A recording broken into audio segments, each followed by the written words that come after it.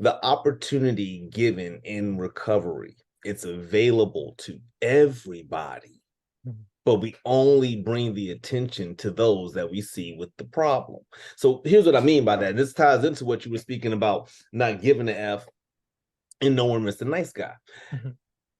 For the person that goes into recovery, let's just say prior to, Yeah. okay? And I know this is going to be a little bit of a pill for some people to hear to have to swallow, but prior to, they are working a 9 to 5. They got parents they gotta take care of. They're married, about 2 or 3 kids. There's some transportation involved that he has to manage as well. Mhm. He's a primary breadwinner in the household. Mhm. Let's see, active in the community. You mentioned that a while ago. You know, Yeah. he has a bit of a social status that he has in the community. Who knows? Maybe he has a councilman Yeah. position, you know, in the community right now, right? He's probably visible. This guy's like on IG and Facebook and everything, right? Yeah. But he has an addiction. He's dealing with something. All Right. right. And for the sake of the conversation, we'll make it sex and porn just as a little bit of a tie-in a Mhm. little bit later here. Okay. Right. Right. In recovery, the opportunity that we get that's available to everybody, but Mhm. everybody won't take it, is that now we have to say no. Mhm. Now we have to say no. And we are forced to understand how to tell ourselves yes. It's what I call the difference in healthy selfish versus unhealthy selfish. We think selfish as a concept is just horrible. No, it's not horrible. If it was so horrible, all I ask you to do is to get your next paycheck, cut it up into 10 different pieces, put it into 10 different envelopes, and find 9 random people and give them a portion of your check if we're not allowed to be selfish. Love that example. You go right ahead. You could claim you selfless all day long. You are selfless within the capabilities you have. Mhm. So the reality is you're selfish because you have to place yourself first. You have to pay your bills. You got to feed your kids. You cannot go home to your wife and kids and dog and tell them I got a tenth of my check because I Mhm. decided to not be selfish today.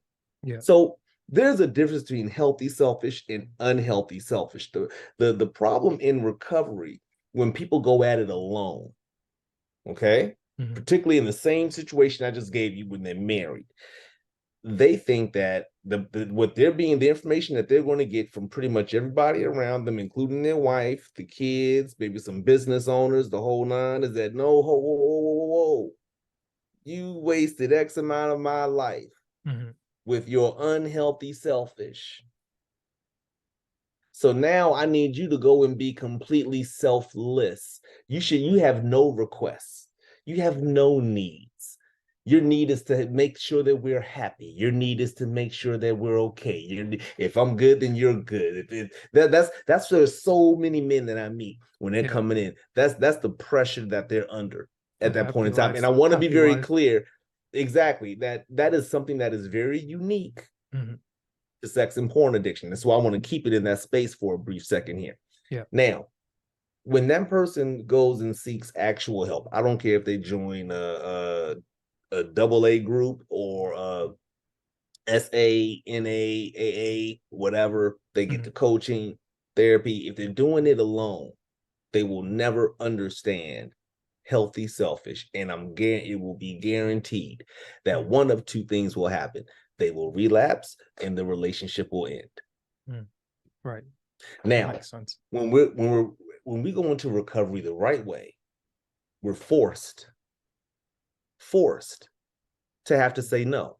So what does that look like? And I'll give you an example from me. This is something Yeah. that is funny that we're having this conversation right now because I actually had to do this for myself, right? So I'm a dad, I'm a Mhm. coach. I want to be able to start a podcast. I talk on the prayer line call that we're a part of together. Mhm. Um, let's see, I have a mom that I have, you know, that I'm not responsible for, but I check in on. I have 2 sisters, you know, Mhm. I all these different heck, I got a dog here around me, right? Don't So, forget the dog. oh, wait a minute, let's get real about this for a minute. I got bills. Oh, yeah, I got bills, and I got a little bit of debt that I got to clear up as well. And I got, let's see, to make this more, I got a credit score. So all that stuff. We wake up every single day, and what happens with 99.9% of us, when we wake up every single day, we think about all of that stuff that I just told you. And we tell ourselves, okay, I got to lose weight. I got to do this. I got to make more money. I got to get the wife happy. I got to get the kids with. I got to do this. I got to do this. And we'll get to the end of the day pissed that not only was we not able to get done everything we said we had to get done, we didn't get done what we had to get done for us. Yeah. You didn't even think about you. There was no thought, no thought of me. My day, what must I get done daily? Literally, that's what I have written down right here. Like, just so you can see it, I didn't just draw this up. Maybe Little blurry thing. right, there right we there, go. right there. Right there. All right, so I didn't just draw this up before the podcast here, but I have to clean my room, hygiene. I do my 75 hard program, which involves me working out twice a day, no alcohol, read 10 pages, drink a gallon of water. I got to get to a meeting.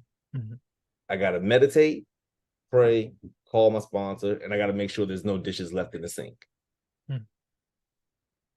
You didn't hear me say I had to make sure I reached out and spoke with so-and-so, or I did this with so-and-so, or I paid that stuff. I promise you, we learn in recovery that all that gets done. Yeah. It may not look how we want it to look when it gets done. It may not be how we thought we were supposed to get done. But and I say this an opportunity because your life should not have to come crashing down. Yeah.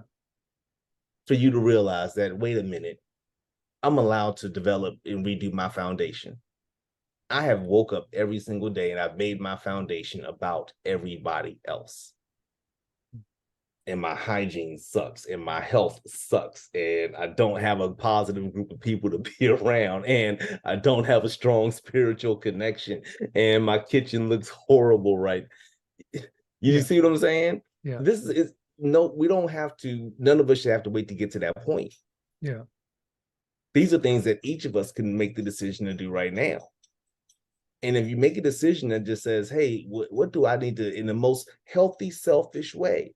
That's why there's nobody else involved on this. Right. Make it healthy, selfish about me. Just like I told you, my first 3 things of the day is about me. I get my kids are going to fall number 4.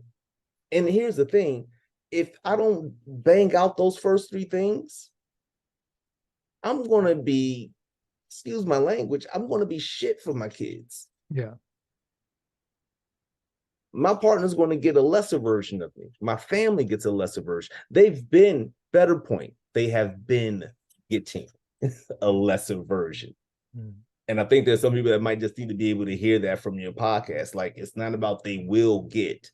They have been getting a lesser version. How much longer do you want them to continue to get a lesser version? Yeah. And unfortunately, a lot of us don't recognize that until we get to the spaces that I've had to deal with, where you look up and the people are gone that got the lesser version. And now we're alone and we have to rebuild relationships, rebuild life, go through recovery again, rebuild our health, all these different things. It works out to be great, but it doesn't, you don't have to hit rock bottom like I did.